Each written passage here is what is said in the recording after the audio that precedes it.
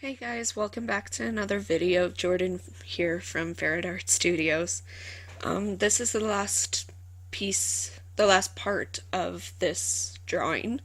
For some reason it's significantly shorter. I think it's because I kind of cut out me doing the nose because you guys have seen me do all of the other noses, so I kind of cut it into the portrait a little bit more.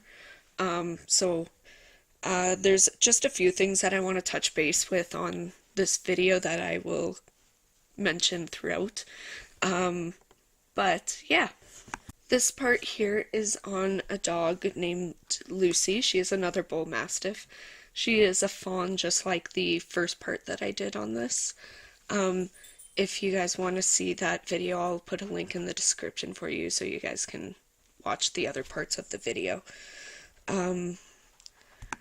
With Lucy's picture, I decided to do this picture that she has this really funny expression on her face because she's a goofball of a dog. She always has her bottom teeth showing, and she's very, very funny. I love Lucy. I get to see her almost not on a daily basis, but on a weekly basis I get to see her, and she's just a total lug. She wants nothing more but attention. And actually with this picture, she's holding a bully stick in her mouth, and then there was someone else that was hugging her, so I had a lot that I wanted to edit out of this picture, but I did really like the picture because it showed a lot of her personality, so that's why I decided to go with it. But it was kind of challenging considering that I had to edit so much out. So basically all what I did, because I had to delete out some things in the picture, was I just looked up other pictures of bull mastiffs sitting in that position, and I also kind of looked off of Argus's picture again, and was just able to look at the hair in the areas that were kind of in my blind spots. And I found that that was a very efficient way to be able to get those details that were missing in the reference photo of Lucy. So that's a nice little tip if you have some blind spots in your reference photo. Just go on to Pixabay, or as long as if you're not copying it exactly and you're just getting an idea, Google Images is okay. But I usually just stay away from Google Images and go straight to Pixabay, and because they're copyright free photos on Pixabay. So basically there's no risk when you go through Pixabay or anything like that. So of course, like I've mentioned in the other parts, I am working with my graphite pencils, and I'm also working on Stonehenge paper. I kind of implement charcoal more than I use Conte, but I also use charcoal and Conte within this drawing. I'm really sorry if I sound really hazily. It was a late night, and we had a surprise birthday party that we went to, so I'm a little bit tired with today, I guess. So sorry that I am all hazily and raspy. So I really wanted to talk about like the time-lapse drawing and how it has like a whole illusion that it doesn't really take too long to finish a drawing, when really it does. Like for this entire drawing, for the first two dogs and this one, this drawing probably took me, with all of the time added of the videos and then with the stuff that I didn't get to record, would have been about 580 hours to complete this drawing. So when I am able to time-lapse them and condense them down to 20-minute intervals, it really does create an illusion that it doesn't take that long to finish a drawing, even though it takes weeks and like weeks or months and So that's a little bit frustrating every now and then, but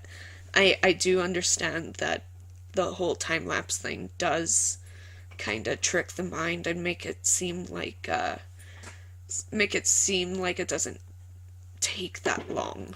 There's also a difference when people say speed drawing and time lapse. Speed drawing is when you are drawing literally as fast as you can to complete something. And then time lapse is when someone's drawing at just a normal speed, but then when they edit their videos, they speed up the time in the video to make time lapse faster. Oh, I also wanted to mention I updated my video editing software.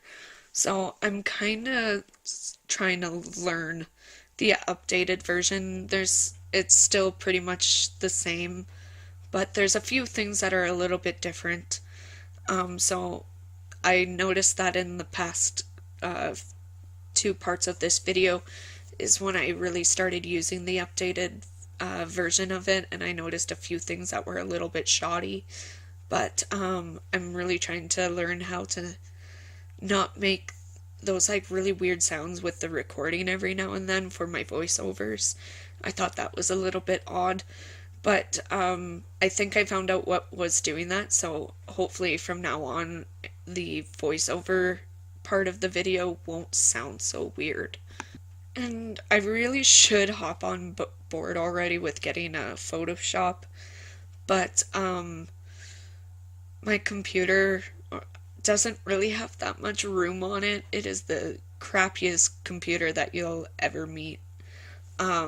I literally have 2 gigabytes free, and that makes editing these videos a little bit difficult every now and then, but I'm trying to manage with this silly computer. I'm really hoping to get a better one in the future, but right now I'm kind of stuck with this. But in the meantime, if anyone who views this video and they have a good option for a photo editing website or whatever, leave a comment down below so I can check that out. Right now I'm using one that I'm not too much of a fan of. I'm not making my thumbnails as I want them to look anymore, so yeah, if you guys have any suggestions, I would really like to know. So I guess I should probably talk a little bit about the actual physical drawing itself today.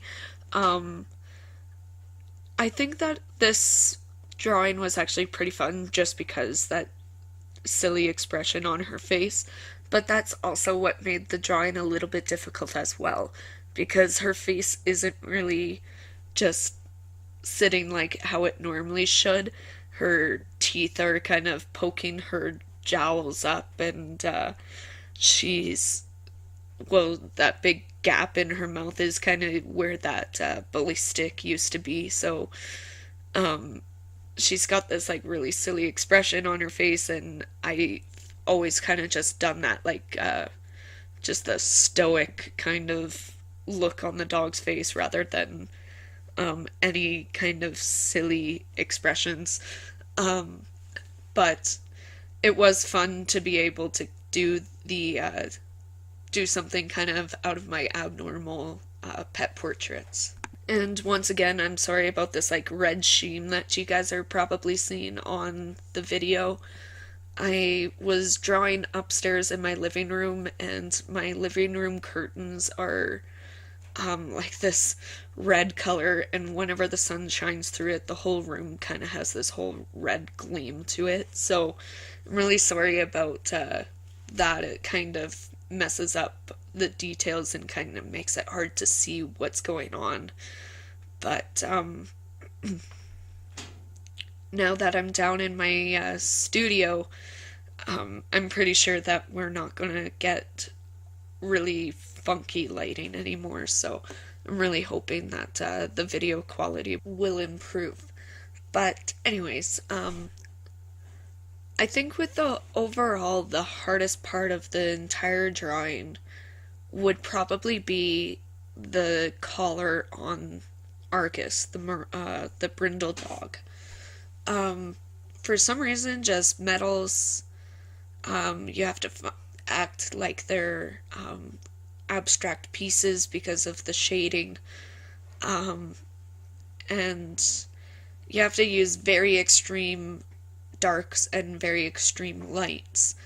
And it's a very funny thing to draw. So I think that if you have problems with drawing metal, I know I'm going to be doing this. I'm going to take a bunch of various metal objects throughout the house, put them together, and then I'm going to draw those items.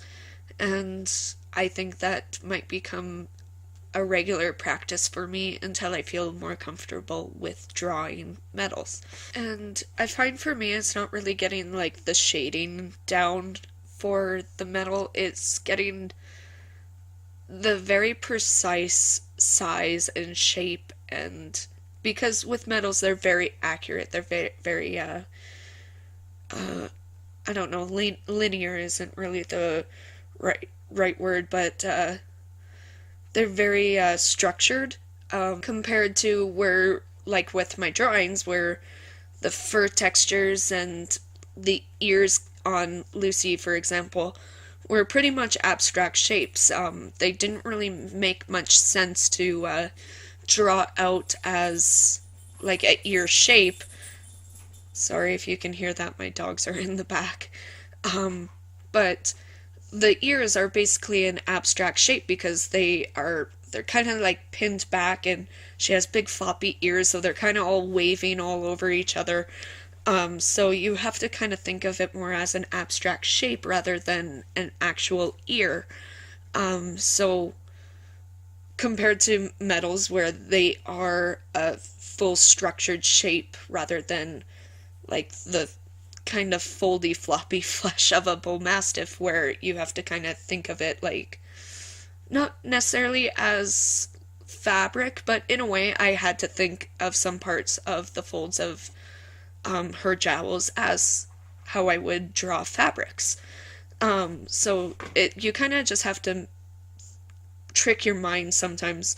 I'm kind of going off on a little bit of a tangent, but if your brain will not get over thinking of a ear as an ear rather than an abstract shape, you can always flip your drawing upside down and draw it upside down and think of it as an abstract shape that way. But anyway, guys, we're at the end of the video, so if you like this video, you can like, comment, and subscribe to be updated with the next video. You can follow me on various social medias. I'll leave the links down in the description. Even though none of my pictures came from Pixabay, I will still leave a link to Pixabay for you. I'll also leave links for the other videos. Yeah, so that's it. You guys have a lovely day, week, evening, wherever you are. Have a good one. Bye-bye.